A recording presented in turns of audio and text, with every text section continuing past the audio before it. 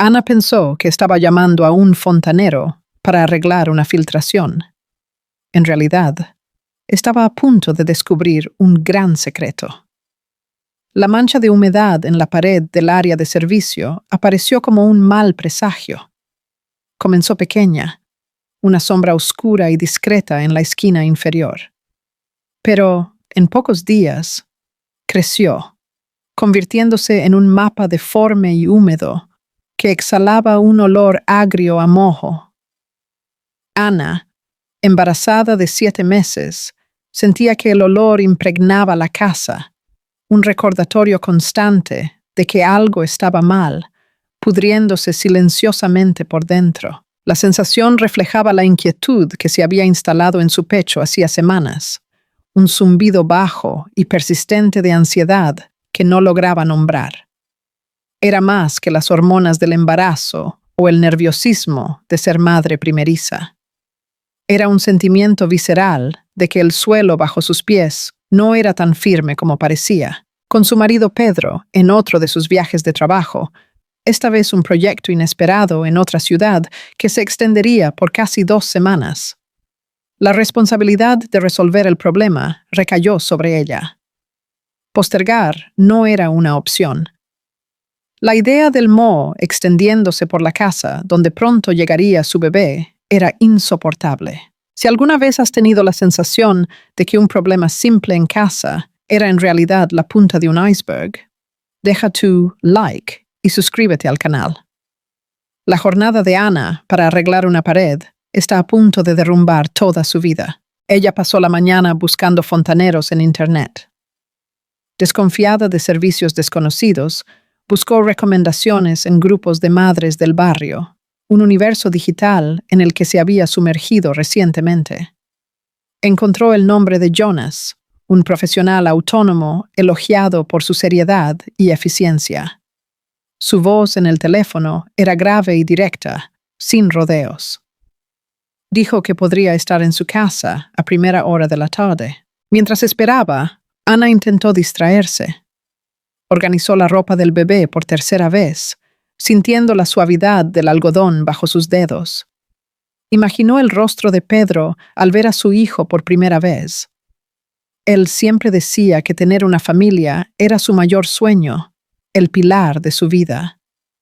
Era un buen hombre, un marido atento, aunque cada vez más ausente. El trabajo lo consumía. Los viajes eran constantes, las videollamadas a menudo apresuradas, con un aire de cansancio que le partía el corazón.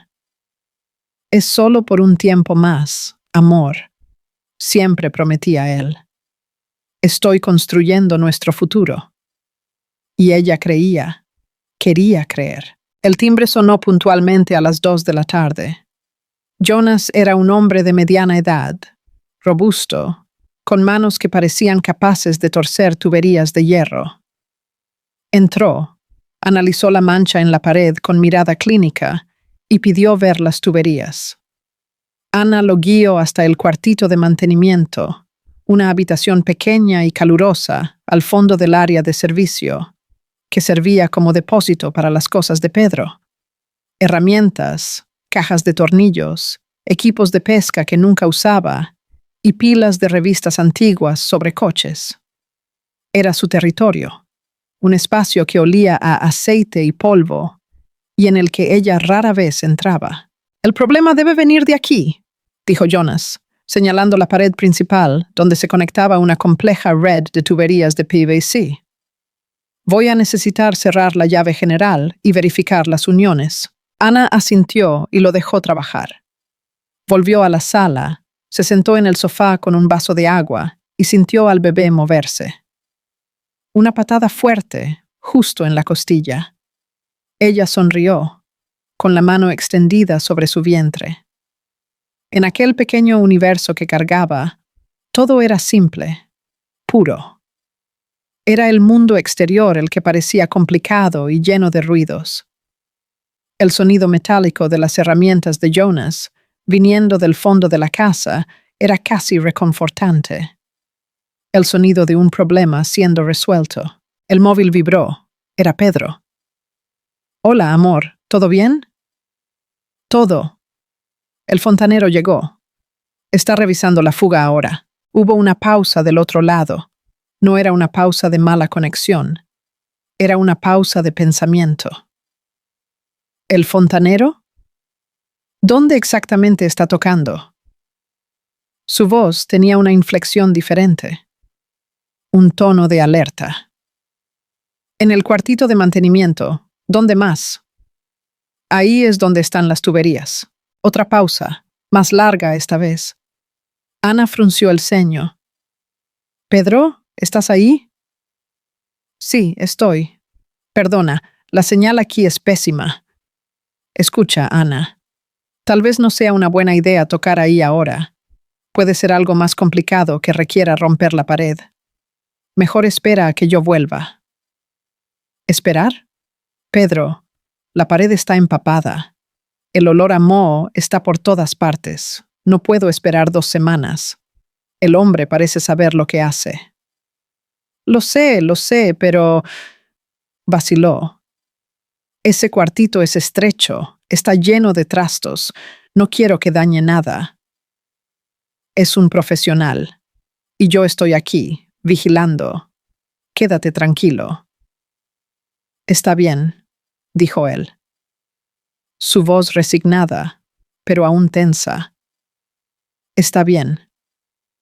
Manténme informado, ¿vale? Cualquier cosa que diga, llámame antes de autorizar. Cualquier cosa. Vale. Te quiero. También te quiero. Cuidado. La llamada terminó, pero la extrañeza permaneció. ¿Cuidado? ¿Cuidado con qué? ¿Con un fontanero? ¿Con una tubería rota? Su sobreprotección, que antes parecía cariñosa, ahora sonaba sospechosa. La inquietud dentro de ella aumentó un grado. Se levantó y caminó hasta la puerta de la cocina, desde donde podía oír el trabajo de Jonas. El sonido de golpes leves y metal arrastrándose. Pasaron casi 40 minutos. El silencio repentino la hizo notar que el ruido había parado. Estaba a punto de llamarlo cuando Jonas apareció en el pasillo.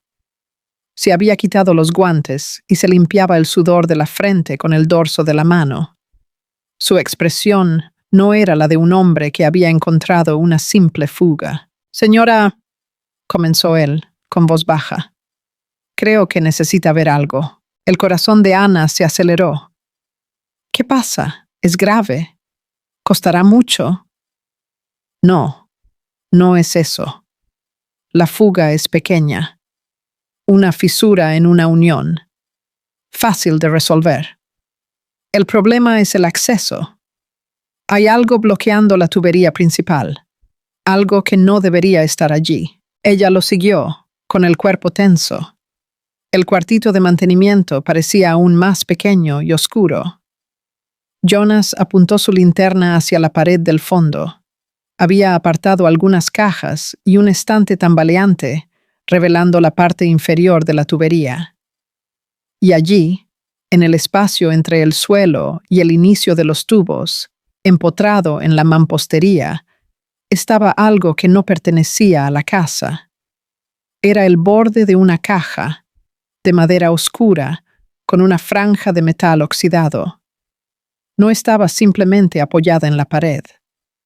Parecía haber sido sellada allí con cemento, parte de ella desapareciendo dentro del hormigón, como si hubiera sido colocada durante la construcción de la casa, antes incluso del revoque final.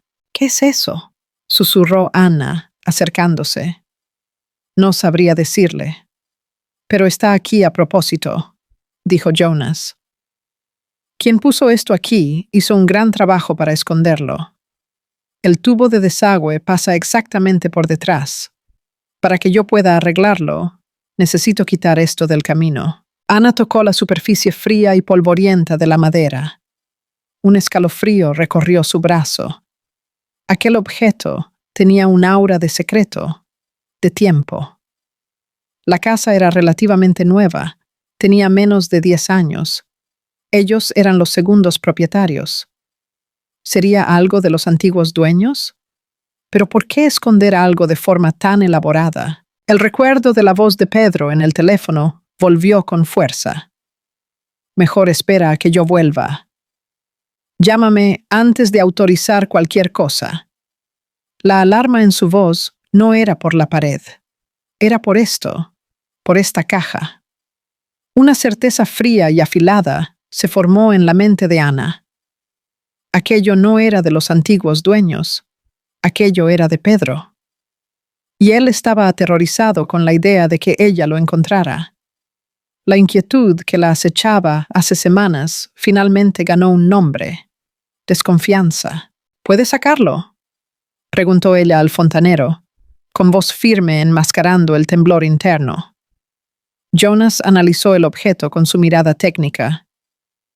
Tendré que forzarlo. Tal vez romper un poco la pared alrededor. No puedo garantizar que no se dañe la caja. No me importa la caja, mintió Anna. Solo necesito que se arregle la fuga. Haga lo que sea necesario. El fontanero asintió, tal vez notando el cambio en su tono. La urgencia que no era solo por una tubería rota.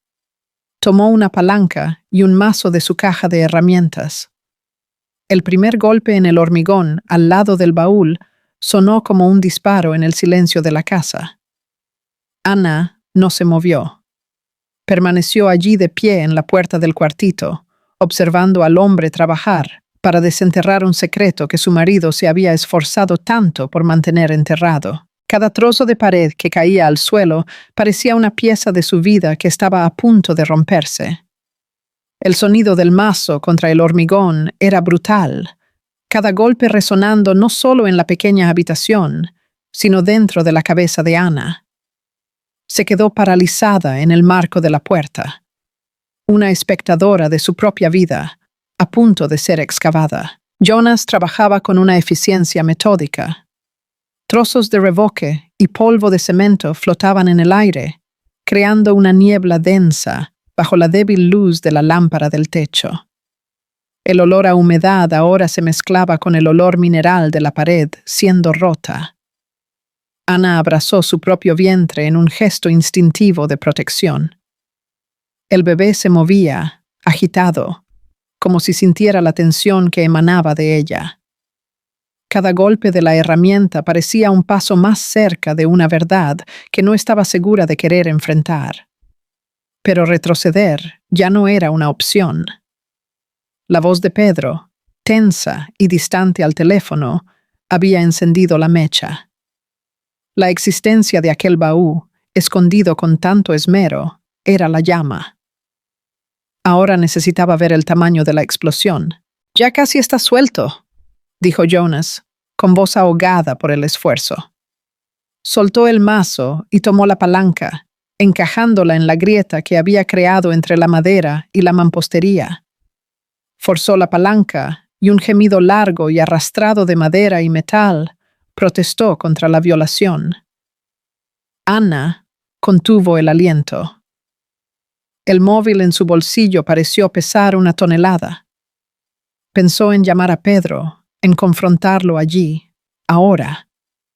«Pedro, ¿qué es el baúl escondido en la pared de nuestro sótano?» Pero la imagen del rostro de él cerrándose, de la negación ensayada, de la mentira bien construida, la detuvo. No le daría la oportunidad de prepararse. Enfrentaría lo que fuera que estuviera allí dentro, sola. Primero, la verdad. Después, el enfrentamiento. Con un último chasquido seco, el baúl se soltó de la pared. Jonas lo arrastró hacia el centro del cuartito, el fondo de metal arañando el suelo de cemento. El objeto, ahora totalmente visible, era más imponente de lo que parecía. Era un baúl de viaje antiguo, de madera oscura reforzada con tiras de metal negro, manchado por la humedad y cubierto por una capa gruesa de polvo y escombros de la pared. No tenía una cerradura tradicional, solo 2 cierres de presión robustos, corroídos por el óxido. Estaba sellado contra el tiempo, contra la humedad, contra el descubrimiento. Listo, dijo Jonas, enderezando la espalda con un suspiro. Miró del baúl a Anna, su rostro profesional ahora teñido de curiosidad. La tubería está libre. Puedo empezar el arreglo. Anna apenas escuchó. Sus ojos estaban fijos en el baúl. Era una caja de Pandora en su área de servicio. Antes, comenzó ella, con la voz como un hilo. ¿Puede abrir esto? Jonas vaciló. La línea entre un servicio de fontanería y una invasión de la privacidad se estaba volviendo peligrosamente tenue. Era un hombre de familia. Podía sentir la electricidad en el aire, la premonición de algo roto que no era una tubería. Señora, no sé si... Por favor, lo interrumpió ella. Y había una fuerza en su petición que no permitía rechazo. Necesito saber qué hay ahí dentro. Él la observó por un momento. Vio el vientre prominente, la palidez en su rostro, la determinación de acero en sus ojos. Se sintió resignado. Tomó un destornillador ancho y un martillo pequeño. Se arrodilló al lado del baúl y posicionó la punta del destornillador bajo el borde del primer cierre. El primer golpe del martillo fue seco. El óxido no cedió. Golpeó de nuevo, con más fuerza. El metal crujió. Con un chasquido agudo que hizo a Anna estremecerse, el primer cierre se abrió. Se movió al segundo. Repitió el proceso. El sonido del golpe, el crujido, el chasquido final. El silencio que siguió fue más fuerte que cualquier ruido. El baúl estaba desbloqueado. Jonas se levantó y retrocedió, limpiándose las manos en el mono. «Es cosa suya ahora», dijo con voz baja y respetuosa. Se giró y comenzó a organizar sus herramientas para arreglar la tubería, dándole un simulacro de privacidad.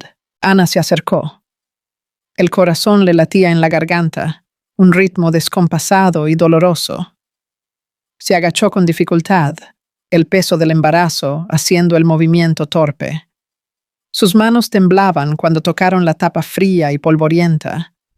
Por un instante, deseó poder volver atrás en el tiempo, volver al ayer, cuando su mayor preocupación era una mancha en la pared. Pero era demasiado tarde. Respiró hondo el aire pesado y viciado del cuartito y levantó la tapa. La madera vieja crujió como un lamento. El primer olor que la golpeó no fue a moho, sino un aroma tenue y dulce, casi floral. Perfume. Un perfume de mujer que no era el suyo. Sus ojos tardaron un segundo en ajustarse a la penumbra dentro del baúl. Lo primero que vio fue un montón de tela, un suéter de lana, doblado con cuidado. Al lado, un libro de tapa dura. 100 años de soledad. Y sobre el libro, un fajo de fotografías, atado con un elástico que se deshizo en polvo al tocarlo. Con los dedos entumecidos, tomó la foto de arriba. La imagen estaba ligeramente desvaída, los colores gastados por el tiempo. En ella, un Pedro más joven, con el pelo más largo y una sonrisa que ella rara vez veía, abrazaba a una mujer. La mujer tenía el cabello oscuro y ondulado, una sonrisa amplia y ojos que brillaban para la cámara. Estaban en una playa, con el sol poniéndose al fondo, pintando el cielo de naranja y púrpura. La intimidad entre ellos era palpable, una energía que saltaba de la imagen. No era la foto de dos amigos. La mano de Anna tembló. Pasó a la siguiente foto. Pedro y la misma mujer, ahora en un paisaje de montaña, con nieve al fondo. Él la sostenía en brazos, levantándola del suelo. Ella reía, con el rostro sonrojado por el frío y la felicidad. La fecha impresa en la esquina inferior de la foto era de un festivo de invierno, hacía 6 años. El mismo festivo en el que Pedro dijo que necesitaba asistir a una conferencia imprescindible en Suiza. Incluso le había traído chocolate suizo. Una náusea subió por la garganta de Ana. Soltó las fotos, que se esparcieron dentro del baúl como cartas de una baraja maldita. Sus ojos recorrieron el resto del contenido, buscando, temiendo. Había más, mucho más. Una caja de terciopelo azul, pequeña y gastada. La abrió con un clic. Dentro, anidada en satén descolorido, había una alianza de oro, simple, femenina, una alianza que no era la suya. Al lado de la caja, un conjunto de cartas atadas con una cinta de satén que algún día fue blanca. La caligrafía en el sobre de arriba era elegante e inclinada. El destinatario era simplemente mi amor. El remitente, tu Mariana. Mariana. El nombre la golpeó como un impacto físico. No era un rostro anónimo en las fotos. Tenía un nombre. Tenía una historia. Ana no se atrevió a leer las cartas. No todavía. El peso de ellas era demasiado. Sentía como si estuviera profanando una tumba, un memorial de un amor que no era el suyo, pero que, de alguna forma, definía su propia vida. Su mirada fue al fondo del baúl. Allí, parcialmente escondido bajo el suéter de lana, había un sobre marrón, más grande que los otros. Tenía el logotipo de un laboratorio de análisis clínicos. El papel estaba amarillento, los bordes gastados. Con una sensación de pavor creciente, lo tomó. El sobre no estaba sellado. Deslizó el contenido hacia afuera. Eran 2 hojas. La primera era un resultado de examen de sangre. En la parte superior, el nombre de la paciente, Mariana Lacerda. Y más abajo, en negrita, el resultado de la prueba de beta-HCG, positivo. La segunda hoja era una ecografía, una imagen granulada, en blanco y negro, una pequeña forma, un borrón de vida. La fecha del examen era de hacía 8 años. 8 años. Ellos se habían casado hacía 5 años. Eso significaba que Pedro, que esa otra vida, existía mucho antes que ella. El aire pareció ser succionado fuera del cuartito. Ana sintió que el suelo se inclinaba, las paredes se cerraban, se apoyó en el baúl. La cabeza le daba vueltas, los sonidos alrededor se volvían distantes y apagados. El zumbido en sus oídos era ensordecedor. No era solo una traición, no era un caso antiguo, un fantasma del pasado.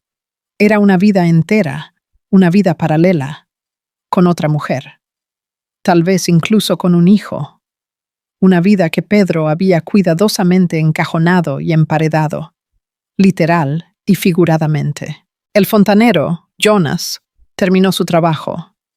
El sonido del agua corriendo por la tubería recién arreglada era claro y fluido. Se acercó a la puerta. «Listo, señora. La fuga está resuelta. Sin más filtraciones». Ana levantó la cabeza lentamente. Sus ojos se encontraron con los de él. No dijo nada. La ironía era demasiado cruel. Él había arreglado la filtración en la pared, pero acababa de exponer una que venía de los propios cimientos de su casa, de su matrimonio, de su vida. Y esa era una filtración que ningún fontanero en el mundo podría arreglar. El sonido del agua corriendo limpia por los tubos arreglados era una burla. Jonas guardaba sus herramientas, lanzando miradas discretas y preocupadas hacia Ana. Veía a la mujer embarazada, pálida como la cera, arrodillada ante la caja abierta, como si estuviera en un velorio. Él había arreglado la fuga, pero sentía que había roto algo mucho más importante. Redactó la nota de servicio en silencio, el valor pareciendo insignificante ante la devastación que flotaba en el aire. Señora, dijo en voz baja, ya está todo listo. Ana no se movió. Sus dedos aún sostenían la ecografía, la imagen granulada de una vida que no era la suya, pero que estaba intrínsecamente ligada a su marido. El nombre Mariana Lacerda y el resultado positivo ardían en su retina.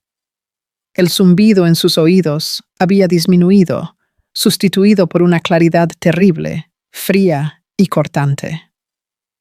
La inquietud amorfa de las últimas semanas finalmente se había solidificado en una única y monstruosa verdad. Se levantó, con las articulaciones rígidas. El movimiento fue lento, pesado, como si su cuerpo pesara el doble. Caminó hasta la cocina, tomó la cartera y pagó a Jonas el valor exacto, sin decir una palabra. ¿Está segura de que se encuentra bien? ¿Puedo llamar a alguien?, preguntó él, con preocupación genuina. Ana lo miró. Sus ojos estaban secos, vacíos de lágrimas. Estoy bien. Gracias por el servicio. La firmeza en su voz no admitía discusión. Jonas asintió, derrotado, y salió, cerrando la puerta tras de sí. El clic de la cerradura sonó como el sello final de su aislamiento. Estaba sola, sola con el fantasma de Mariana Lacerda y su hijo, sola con la ruina de su matrimonio esparcida por el suelo del cuartito de mantenimiento. Por un largo momento se quedó inmóvil en medio de la cocina. El silencio de la casa era absoluto. No sentía rabia ni tristeza. Sentía un vacío, una ausencia total de sentimiento, como si el shock hubiera apagado todos sus circuitos emocionales. Era un mecanismo de supervivencia. El dolor vendría, lo sabía, pero por ahora solo había la necesidad clínica de saber más, de entender la extensión completa de la mentira. Con una calma que la asustó, volvió al cuartito. Se arrodilló nuevamente ante el baúl. El olor a perfume dulce y papel viejo subió hasta ella. Esta vez no dudó. Con manos firmes, comenzó a diseccionar la doble vida de Pedro. Primero las fotos, eran decenas. Las esparció por el suelo de cemento, creando una línea de tiempo de la traición.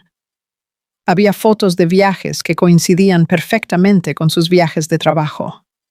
Una en París, con la Torre Eiffel al fondo. Él le había dicho que estaba en una conferencia en Frankfurt, otra en una playa de arenas blancas que parecía el Caribe. La excusa había sido un entrenamiento de equipo en São Paulo. Había fotos en cenas, en fiestas de cumpleaños, en eventos familiares que claramente no eran de su familia. En todas ellas, Pedro y Mariana parecían una pareja. No amantes en encuentros furtivos, sino una pareja establecida, compartiendo una rutina, una vida. Y entonces vio al niño.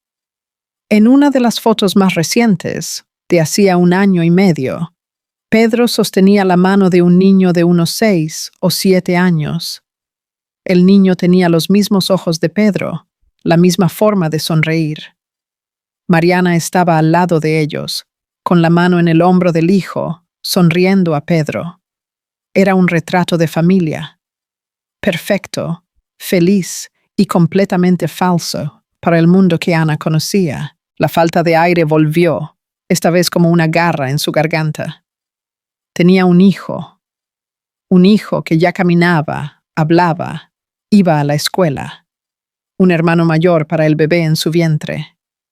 La náusea fue tan fuerte que tuvo que apoyarse en la pared, respirando hondo, luchando contra las ganas de vomitar.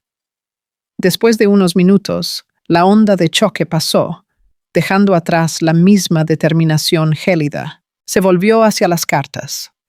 Desató la cinta de satén y tomó la primera del fajo. La fecha era de hacía 9 años.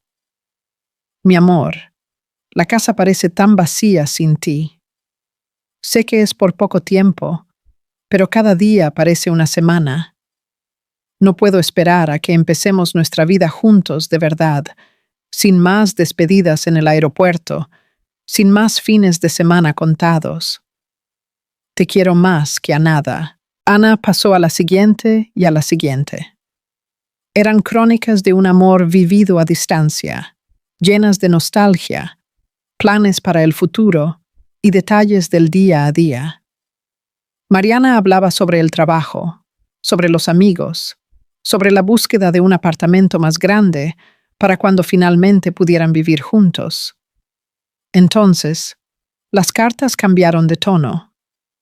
La fecha coincidía con la época del examen de embarazo. Pedro, sé que tienes miedo. Yo también lo tengo.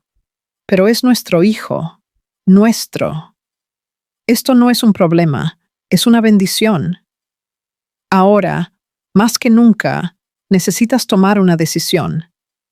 No podemos seguir viviendo así, a medias. Yo y nuestro bebé te necesitamos por entero. La carta siguiente era más dura. Tu cobardía me asusta.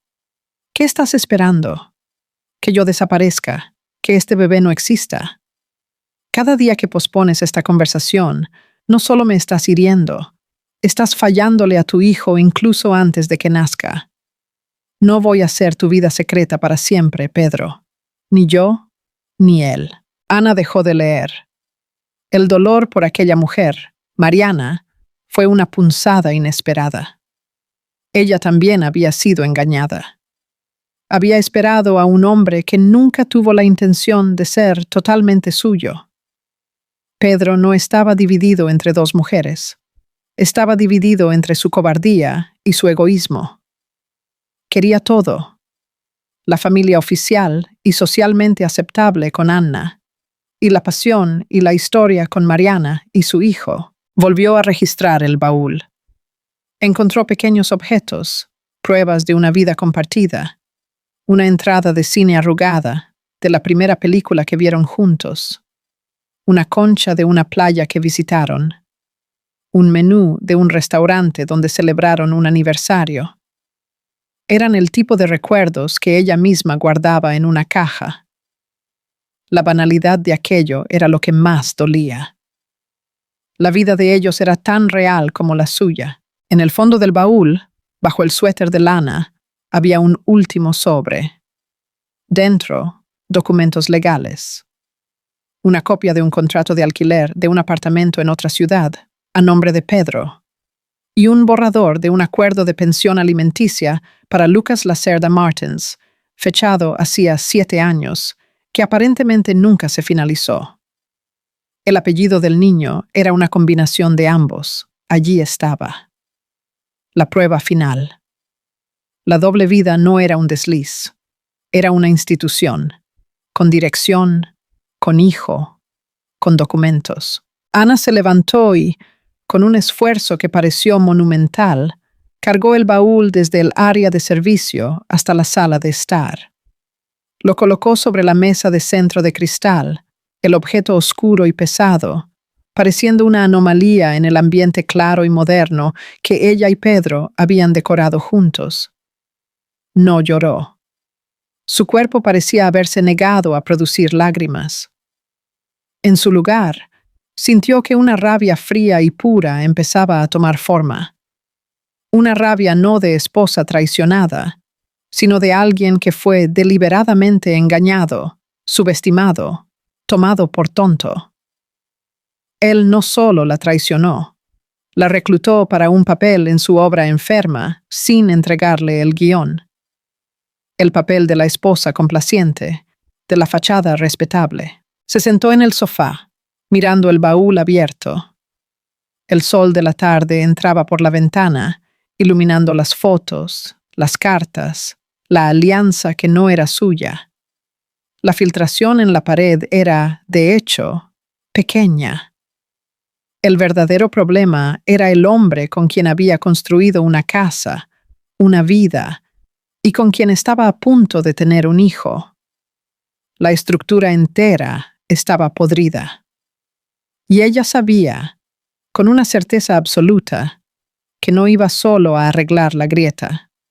Iba a demoler el edificio entero. Los 2 días siguientes pasaron en una niebla de calma calculada. Ana se movió por la casa como una autómata, cumpliendo las rutinas diarias con una precisión que desmentía el caos en su mente.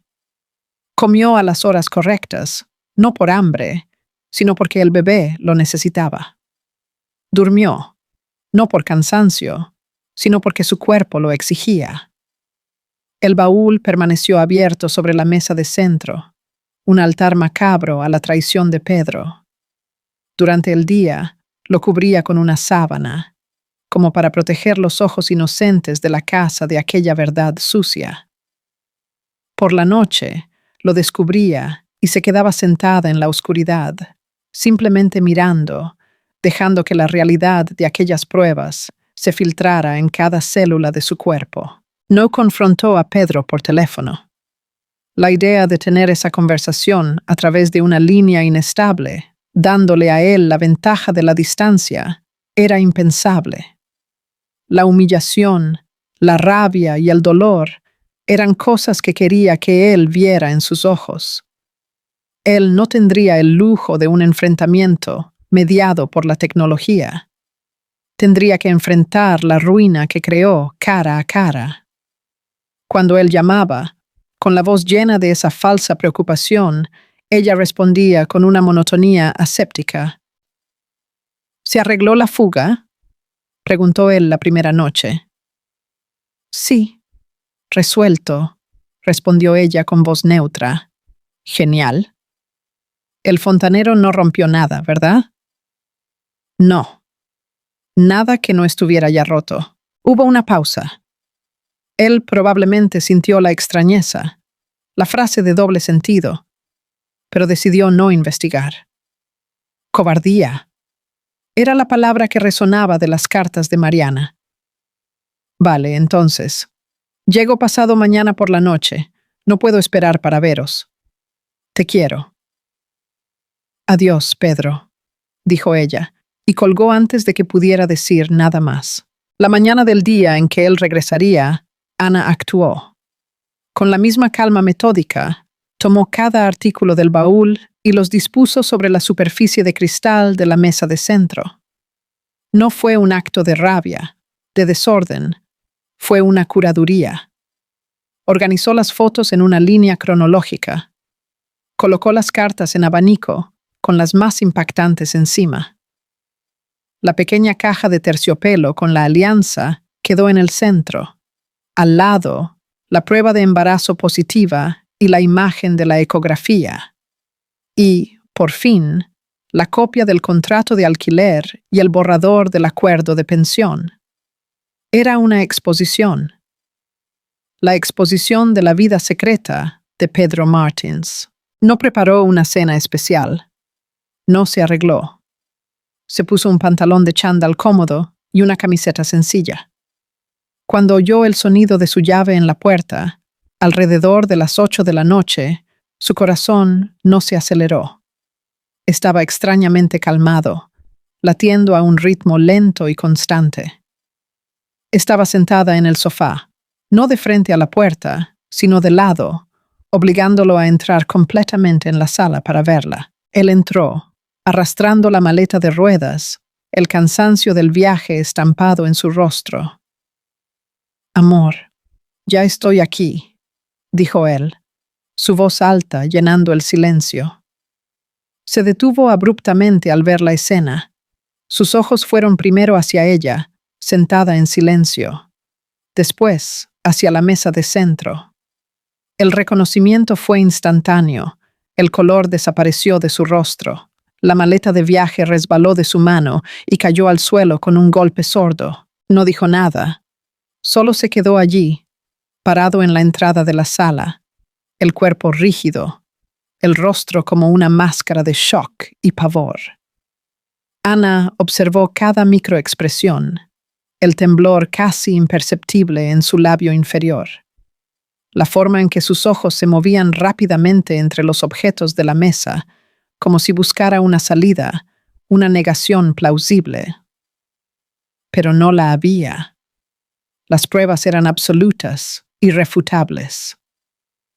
Finalmente levantó los ojos y la miró. La súplica en su mirada era patética. «Ana, ¿puedo explicarlo?» Ella no respondió. Solo hizo un gesto con la cabeza hacia el sillón al otro lado de la mesa. Una invitación silenciosa para que se sentara y enfrentara su obra. Vacilante, él se movió como si caminara sobre el agua.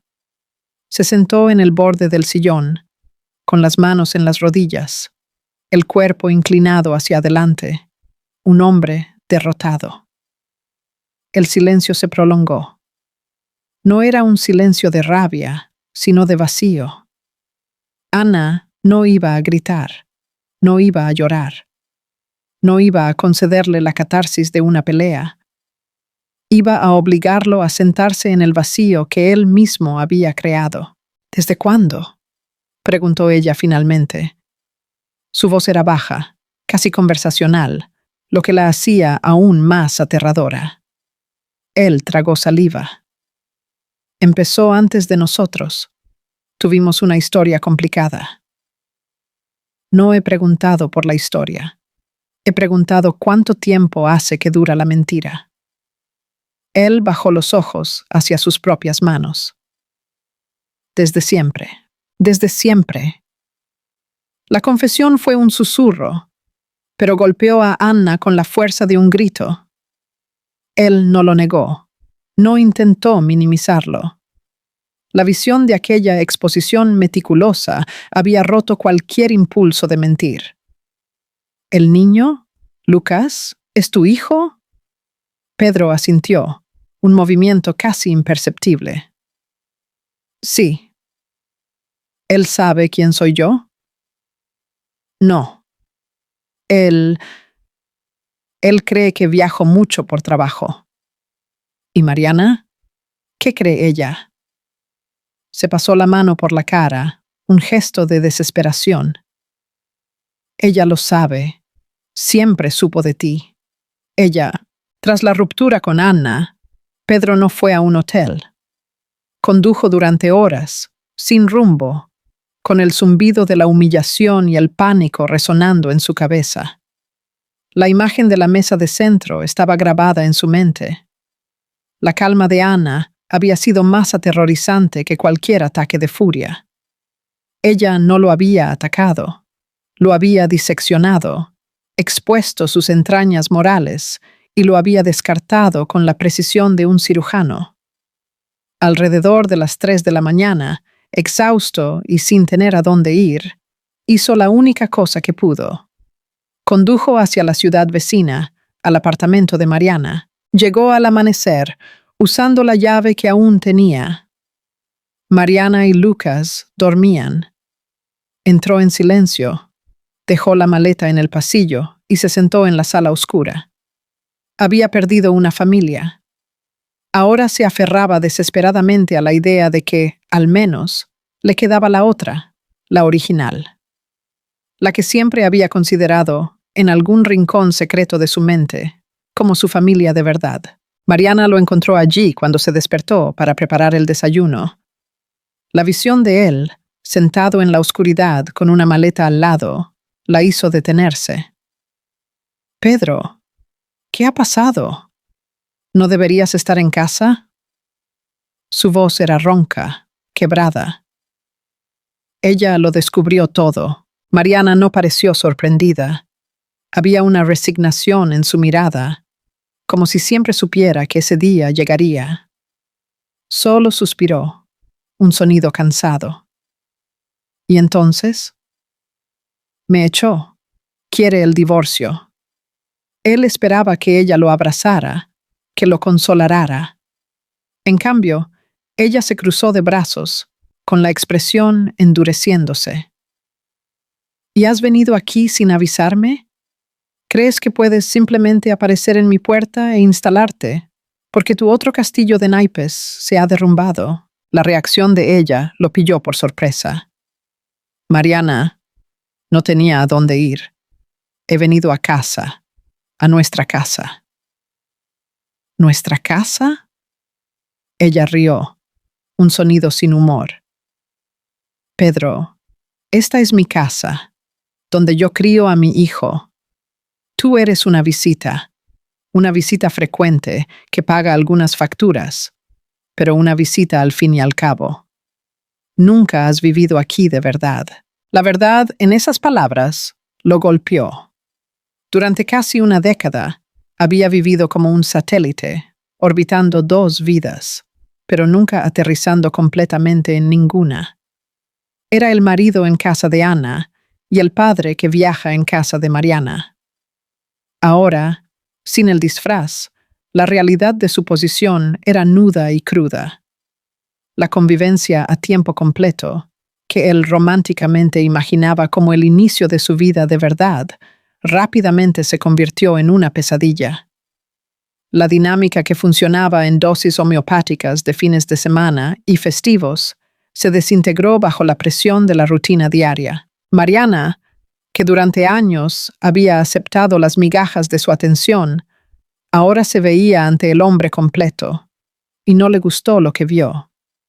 Él era controlador, intentaba imponer reglas sobre los horarios de Lucas, sobre los gastos de Mariana, sobre la organización de la casa.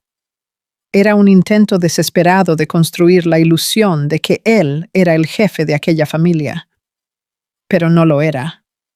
Mariana era la única constante en la vida de Lucas, la única autoridad real. Las tentativas de él por insertarse sonaban falsas y autoritarias.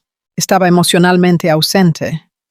Pasaba horas en el sofá, mirando a la nada, sumergido en la autocompasión. Hablaba incesantemente sobre lo que había perdido con Ana, la casa, el estatus, la paz. Lamentaba la pérdida de una vida mientras apenas participaba en la que tenía frente a él. No preguntaba sobre el día de Lucas en la escuela, no se ofrecía a ayudar con la cena. Estaba físicamente presente, pero su mente estaba en otro lugar, rumiando su fracaso. Y sobre todo, era inmaduro. Esperaba que Mariana cuidara de él, que curara sus heridas. Se comportaba no como un compañero, sino como un hijo más para ella. Las peleas se volvieron constantes, explosivas. «¡No estás aquí, Pedro!», gritó ella una noche después de que él se olvidara de recoger a Lucas en fútbol. «Estás rondando mi apartamento como un fantasma, pero no estás viviendo aquí. ¿Crees que he esperado todos estos años por esto?» «He perdido todo, Mariana», replicó él, lleno de autocompasión. «¿No lo entiendes? Mi otra vida». «Tu otra vida», lo interrumpió ella, con los ojos echando chispas. «Yo y tu hijo éramos tu otra vida, un secreto sucio, escondido en un baúl. Y ahora que la esposa perfecta te ha dado una patada, ¿vienes aquí esperando un premio de consolación?» «Yo no soy tu premio de consolación, Pedro». El desgaste fue rápido y brutal. La imagen idealizada que Mariana tenía del futuro con él se chocó violentamente con la realidad del hombre egoísta y débil que era. El amor que sentía no sobrevivió a la convivencia. 3 meses después de su llegada, la decisión estaba tomada. Fue una noche tranquila. Lucas ya dormía. Mariana se sentó a su lado en el sofá. «Pedro, no puedo más». Él la miró, el pánico formándose de nuevo. «¿Qué quieres decir?» «Quiero decir que se acabó. Quiero que te vayas». «¿Irme? ¿A dónde?» «Mariana, eres mi familia». «No. Lucas y yo somos una familia. Tú fuiste un proyecto, una esperanza, un error que cometí durante demasiado tiempo. Te amé, Pedro. Pero la persona que amaba era una versión de ti que solo existía en mi cabeza los fines de semana. Esta versión», señaló hacia él, «esta versión a tiempo completo, no la amo. Apenas puedo soportarla». Él intentó argumentar, implorar, prometer cambiar. Pero al igual que Ana, Mariana estaba resuelta. Su decisión no era un impulso de rabia, era una conclusión lógica, una cuestión de autopreservación. A la semana siguiente, preparó sus cosas de nuevo, la segunda maleta en menos de 6 meses. Mientras guardaba su ropa en la misma maleta que usó para dejar la casa de Anna, la ironía lo aplastó. No estaba empezando una nueva vida, estaba siendo desalojado de otra. Pasaron los meses. El divorcio con Anna se finalizó de forma rápida e impersonal a través de abogados.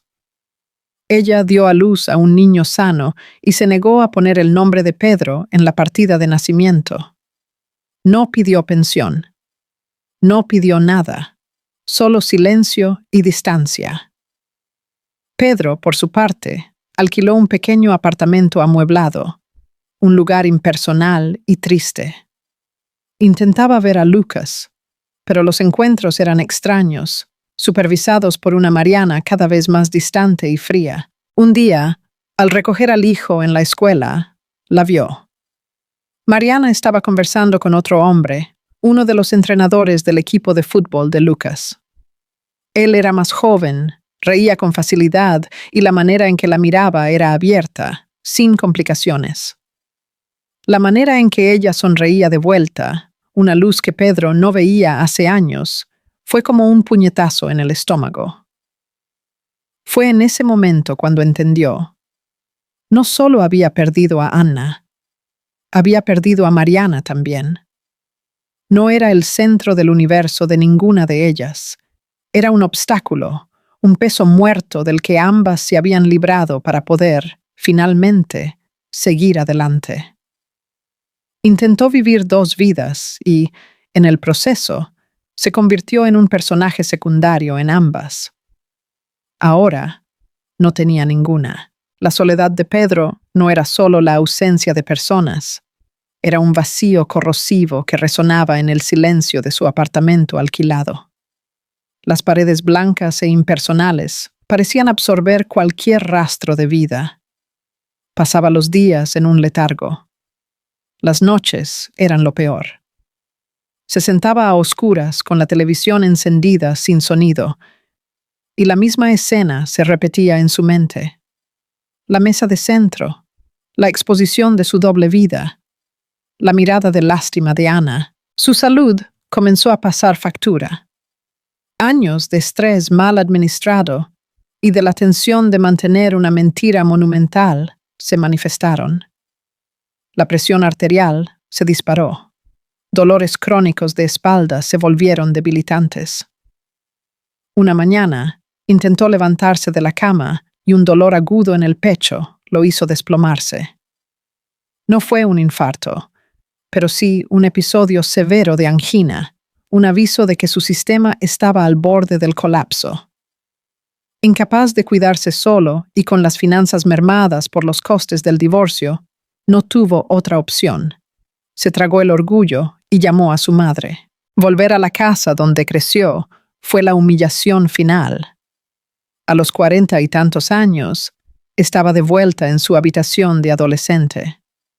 Su madre, una anciana frágil, lo cuidaba con una mezcla de amor y resentimiento silencioso. Ella sabía lo suficiente para entender que su hijo había destruido todo lo que construyó.